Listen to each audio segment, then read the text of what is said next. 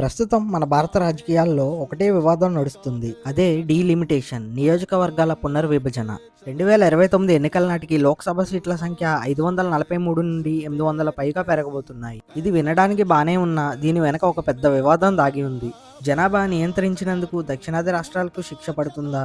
ఉత్తరాది రాష్ట్రాల ఆధిపత్యం పెరగబోతుందా? అసలేంటి గొడవ? Let's find out. మన దేశంలో లోక్సభ సీట్లు ప్రస్తుతం 1971 జనాభా లెక్కల ప్రకారం ఉన్నాయి. అప్పట్లో జనాభా నియంత్రణ ప్రోత్సహించడానికి 2001 వరకు సీట్లను పెంచకూడదని నిర్ణయించారు. తర్వాత దాన్ని 2026 వరకు పొడిగించారు. ఇప్పుడు ఆ గడువు ముగియడంతో కొత్త జనాభా లెక్కల ప్రకారం సీట్లను పెంచాలని ప్రభుత్వం భావిస్తుంది. తమిళనాడు, కేరళ, ఆంధ్రప్రదేశ్, తెలంగాణ రాష్ట్రాలు అప్పట్లో ప్రభుత్వం మాట విని జనాభాను కంట్రోల్ చేశాయి. కానీ యూపీ, బీహార్ వంటి రాష్ట్రాల్లో జనాభా విపరీతంగా పెరిగిపోయింది.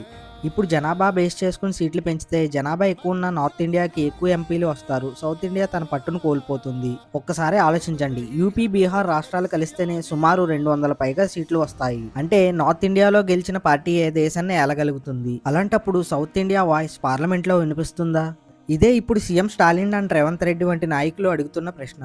అయితే ఇప్పటికే సెంట్రల్ గవర్నమెంట్ దీనిపై వివరణ ఇచ్చింది. ఎవరికీ అన్యాయం జరగకుండా హైబ్రిడ్ మోడల్లో అందరికీ సమానంగా సీట్లు పెంచే ఆలోచనలో ఉన్నట్టు తెలుస్తుంది. అలాగే మహిళా రిజర్వేషన్ బిల్ అమలు కావాలన్నా ఈ డీలిమిటేషన్ తప్పనిసరని ప్రభుత్వం చెబుతుంది. అభివృద్ధిలో దూసుకుపోతున్న సౌత్ ఇండియాను జనాభాను నియంత్రించినందుకు శిక్షిస్తారా, లేక అందరికీ సమానంగా సీట్లు పెంచుతారా అనేది సెంట్రల్ గవర్నమెంట్ వేసే తదుపరి అడుగుపై దేశ భవిష్యత్తు ఆధారపడి ఉంది.